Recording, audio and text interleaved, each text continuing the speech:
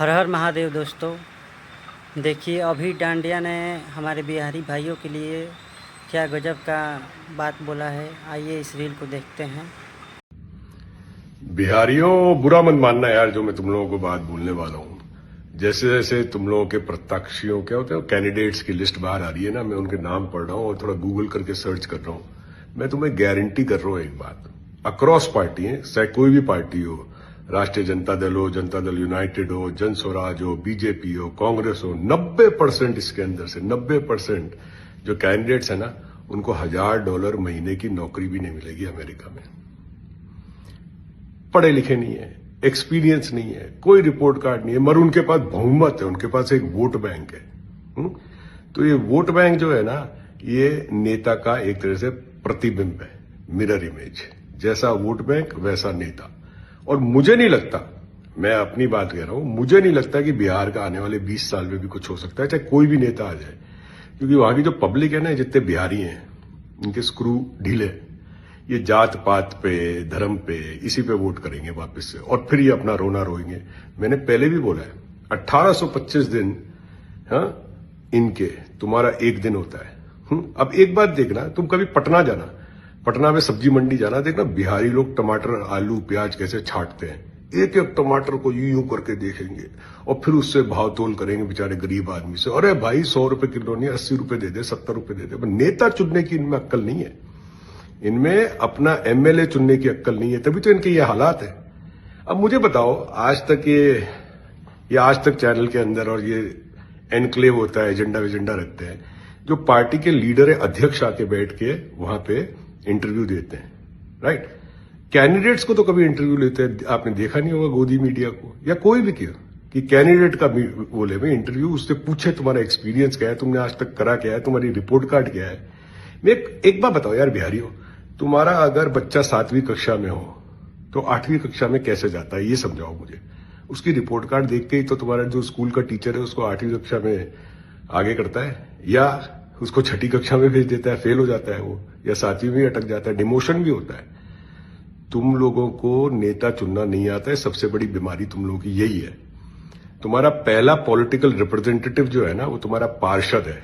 अब बिहार के 19 municipal corporation है और पता ही नहीं कितने पार्षद है। मैं तुम्हें दावे के साथ कह सकता हूं 95% पार्षद भ्रष्ट है और 99% पार्षदों को उनका काम के बारे में कुछ नहीं पता।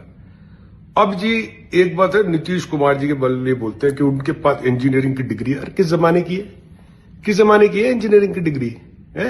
जब कैलकुलेटर आया था, जब टाइपराइटर चलते थे। अभी पता है तुम्हें इंजीनियरिंग का लेवल क्या है?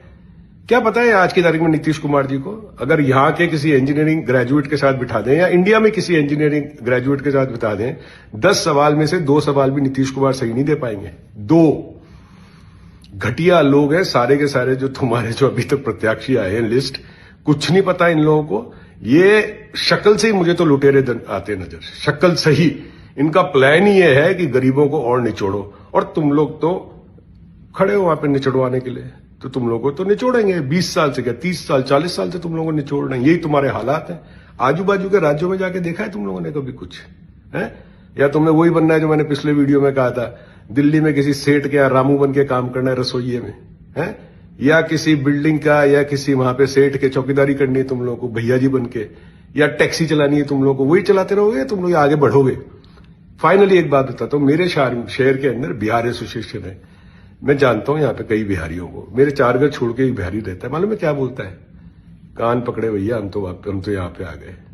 कान पकड़े, हम तो यहाँ पे आ गए। क्योंकि माहौल ही सारा भ्रष्ट है वहां पे, कंप्लीट भ्रष्टाचार का। आज की तारीख में अगर वो देखा जाए ना, डेन जिसको कहते हैं, वो बिहार है।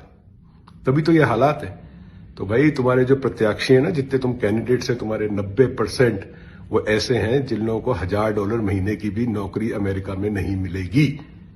भूखे मरे हैं लोग अमेरिका में, है? या फिर भीख मांगते नजर आए, जिनको तुम लोग वोट देते हो, अपना बहुमूल्य वोट तुम्हारा, जिसको कहते हो ना हमारा बहुमूल्य वोट है। बिहार का कुछ नहीं हो सकता आने वाले 20 साल में। बिहार बिहारी रहेगा। और एक बार बताओ मुझे यार, ये जो इतना खर्चा कर रहे हैं बिहार के चुनाव में, ये बेवकूफ है क्या? तू कहीं पे जाके खर्चा करेगा तो किसके लिए करेगा? कुछ फायदे के लिए करेगा ना। कितना खर्चा हो रहा है किसी ने आज तक पूछा बिहार चुनाव में? मेरे हिसाब से 10-15 हजार करोड़ रुपए फूंक दिए तुम लोगों के। 10-10 हजार रुपए की तुम लोगों को लॉलीपॉप दी और 15 हजार करोड़ रुपए फूंक दिए। अब 15 हजार का 1,15,000 करोड़ रुपए कैसे बनाना है 5 साल में, उनके बाद पूरा तिया छट्ठा रेडी है।